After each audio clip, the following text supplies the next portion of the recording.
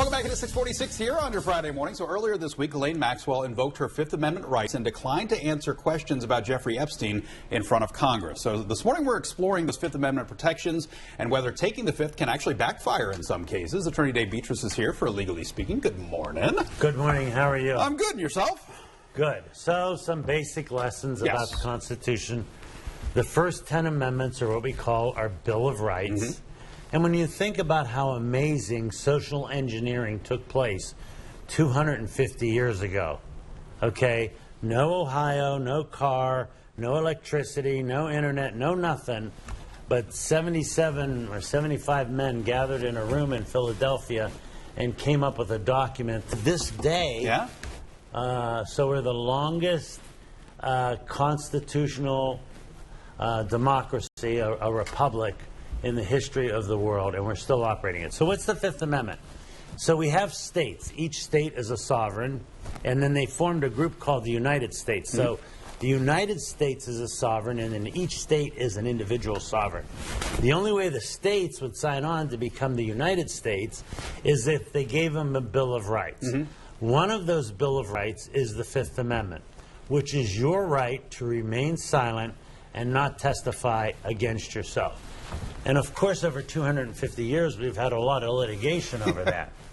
So what I want to tell people out there, and I'm on TikTok out there, is that you have to invoke that right.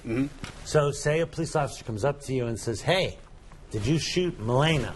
And you don't say anything, your silence can be used against you. So a lot of people, you have to say, I want a lawyer, I'm not speaking to you. Then you're safe. The Fifth Amendment gives everyone in this country the right not to testify against themselves.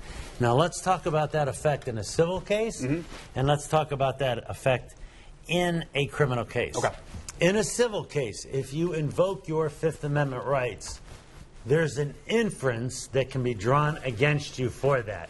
In a criminal case, if you invoke your Fifth Amendment rights, they can't say anything about you invoking your Fifth Amendment rights, okay? So the jury has to just treat it as if the question was never asked? No, the jury never gets to know. Oh, they don't even know, They don't even know. Okay. In a criminal case, the defendant does not have to testify. His silence about not testifying cannot be commented on, but there's edges around that too. But it is an invocation.